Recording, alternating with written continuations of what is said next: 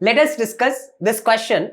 So the diagram shows a uniform mass and m and radius is basically a, and if the moment of inertia of the ring about the axis pq, this is the axis pq, this is I which is given, then the moment of inertia of the axis of the ring about the axis xy. What is the moment of inertia about this axis?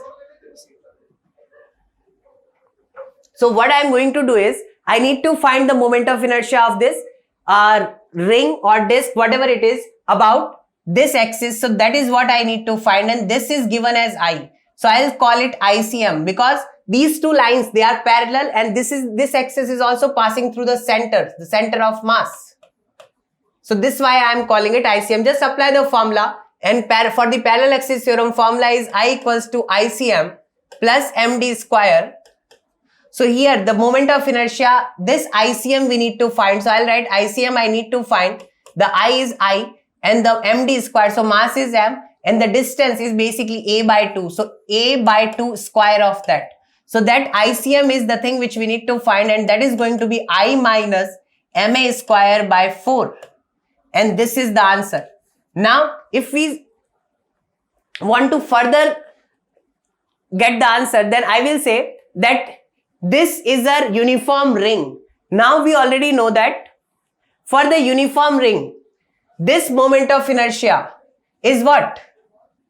mr square by 2, right? So I know that this mr square by 2 I need to find. That is my ICM, and this I is what? This I is nothing but mr square by 2, that r is A, plus md square, which is ma square by 4, and this is also A.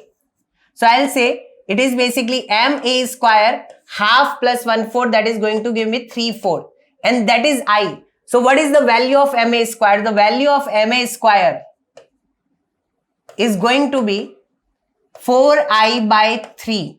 And now what do we need to find? We needed to find ma square by 2. So ma square by 2 is going to be this, which is 2I by, which is going to be 2I by 3. So either you say this is the answer or this is the answer. Depends on option, which options are given. If answer is in terms of I, M and A, then we give this answer.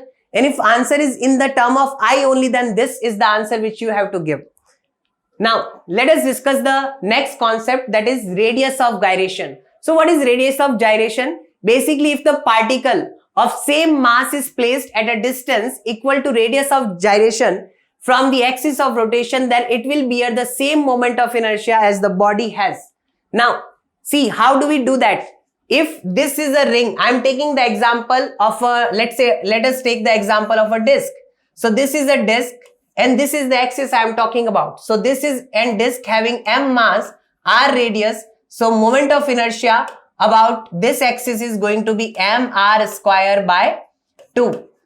Now I will say what will be the radius of gyration. To get the radius of gyration, you always have to do this I is equal to mk square. What does that mean? That means for the same axis, if I have to take the entire mass, if I have to take the entire mass and I have to put it somewhere at some distance, let's say k, then moment of inertia, the same mass m, then moment of inertia is going to be mk square. And I would say the moment of inertia should remain same. So I can just equate these two. So that's why you can write I equals to mk square. And when you do that, you get mr square by 2, that is I is equal to mk square. And eventually this k is a distance and this comes to be r by root 2 in this particular case. So radius of gyration is nothing but ratio of moment of inertia divided by mass and square root of that. And it is, what does it represent? It represents that distance where if you take the entire mass and put it there, then it gives you the same moment of inertia. So this radius of gyration is useful, but that is different as per the object and axis. The radius of gyration also differs in all our different cases.